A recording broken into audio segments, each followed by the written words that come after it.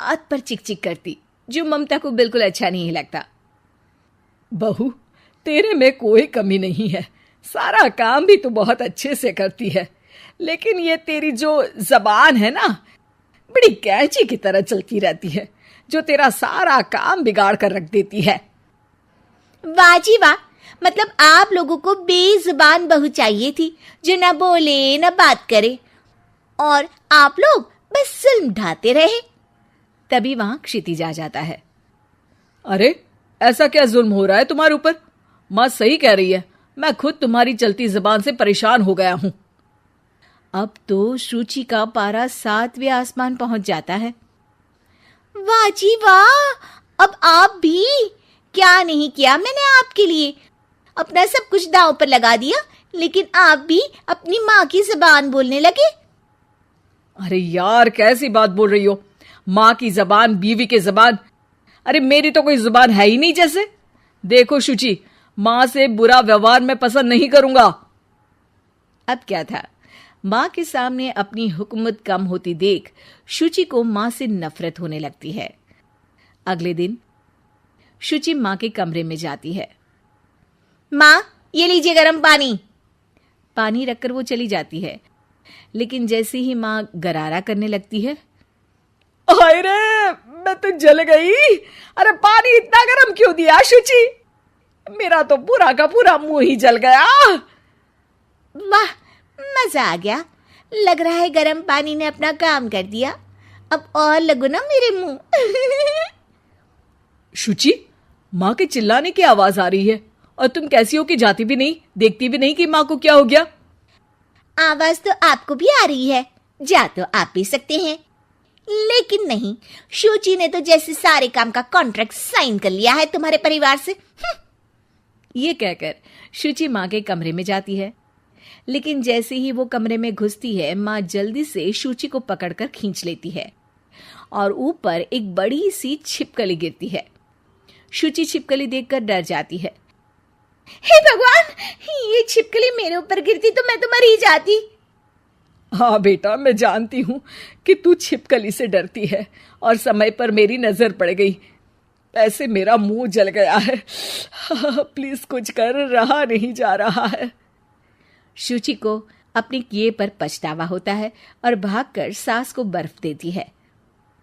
ये लीजिए, इसे मुंह में रख लीजिए, और गलती तो वैसे आपकी भी है, चेक करना चाहिए था ना आपको कि पानी कितना गर्म है। अरे 7 साल हो गए तेरी शादी को, तब तो चेक नहीं किया, अब क्यों करूं? वाह जी वाह, यहाँ भी मेरी ही गलती है। अरे इंसान हूँ, मशीन नहीं जो हमेशा सही रहूं। अच्छा, आज मैं दोपहर में सहेल के घर जा रही हूँ, अभी से बता देती हूँ।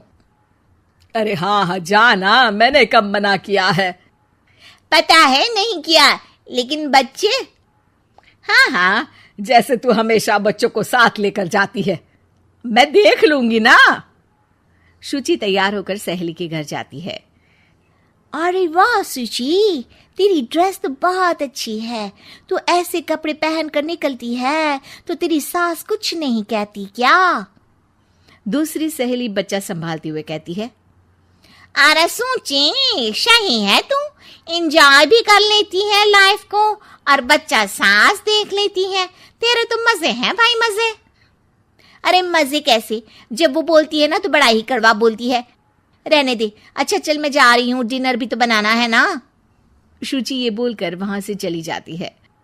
घर आकर देखती है कि माँ बच्चों के साथ खेल रही है।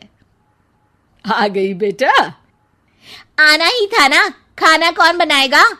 फिर रात होते ही सब चिल्लाने लगेंगे, खाना खाना, और फिर सबको मौका मिल जाएगा ना मुझे कहने का कि मैं सही हूं ही नहीं, खाना भी नहीं बनाती हूँ, और आप आप तो सबसे पहले बोलेंगी।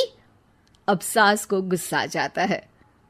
एक तो सारा दिन तेरे बच्चों को देख रही थी, घर पर किसी ना किसी का आना जाना लगा रहता है, बच्चे घर गंदा करते हैं उसे देखती हूँ, हद है। अब क्या खाने की जिम्मेदारी भी मैं ही ले लूं तो करेगी तू क्या? शुचि को ये सुनकर कुछ ज्यादा ही गुस्सा आ जाता है। बस माँ जी बस, अरे ये तो गुलामों वाली जिंदगी हो गई, कोई फ्रीडम रहा ही नहीं, ऐसा लगता है कि बंद कर रह गई हूँ, घर तो किसी कैद खाने सा हो गया है। मन ही नहीं करता यहाँ रहने का। अब मैं और आप एक घर में रह ही नहीं सकते बस। अरे तो क्या मैंने बांध कर रखा है तुझे? अरे मैंने क्या कर दिया जिससे तुझे ऐसा लग रहा है? और तेरा इतना बोलने के बाद तो मैं खुद ही तेरे साथ नहीं रहना चाहूंगी। लेकिन अब सवाल था कि सासू माँ जाएंगी कहाँ, क्योंकि बहू तो मायके चली जाती है, लेकिन सास कहाँ जाए। तभी क्षितिज आ जाता है। उसे भी सारी बात का पता चलता है। वो माँ को समझाता है, लेकिन वो मानती नहीं और ना ही शुचि मानने को तैयार।